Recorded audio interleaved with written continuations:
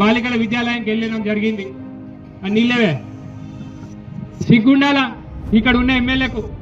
ఇంకేమంటాడు, నేను MLA assembly tiger, నువ్వు assembly tiger కాదు కానీ కనీసం ఎలుక కూడా కావు. నీ 300 కోట్ల ప్యాకేజీ లెటర్ రాసిండయా, 300 కోట్లు కాదు, 3 కోట్లను తెచ్చిండు. ఆయన 3 కోట్లు కాదు కానీ 3 రూపాయలు తేలేదు. ఇంకా సిగ్గు లేకుండా ఆయనకు చదువుకున్నాడా చదవరా ఏం తెలియదు. వరల్డ్ బ్యాంకు, ప్రపంచ బ్యాంకు లెటర్ రాసిండు నాకు 100 కోట్లు కావాలని చెప్పి. ప్రపంచ బ్యాంకు ఎవడు రాస్తాడా? ఎవడో చదువుకున్నాడు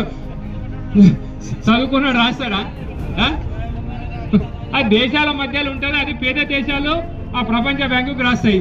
కానీ ఈయనకి ఇంత అవగాహన లేదు. ఒక ఎల్లారెడ్డి ఎమ్మెల్యే పోయి ప్రపంచ బ్యాంకు 100 కోట్లు ఇస్తాడు. ఏవైనా నీ 100 కోట్లు నీ ముఖ్యమంత్రి ఇస్తున్నా 300 కోట్లు ఎక్కడ పోయినా అడుగుతున్నాం. మొన్న వర్షాలు వస్తే, ఆగస్టులో వర్షాలు వస్తే మా పొలకంపేట చెరువులు పోయినాయి, మా మల్లారం చెరువు పోయింది, మా తిమ్మాపూర్ చెరువు పోయింది, మా కళ్యాణి వాగు పోయింది, మా నాయుడుపేట కెనాలు పోయినాయి.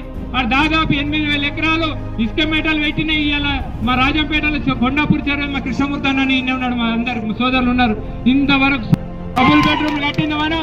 ఇవాళ ఎల్లారెడ్డిలో ఏ గల్లీకి వెళ్ళినా, ఏ వీధికి వెళ్ళినా సీసీ రోడ్లు వేసింది మనం, డ్రైనేజీలు కట్టింది మనం. ప్రతిదీ ఎల్లారెడ్డిలో అభివృద్ధి జరిగిందన్న. ఇవాళ ఎల్లారెడ్డి ట్యాంక్ బండు ఇవాళ ఆయన పేరు పెట్టుకుంటూ సిగ్గుండాలా చేసింది మేము. అది బ్రిడ్జిలు కట్టింది. ఇవాళ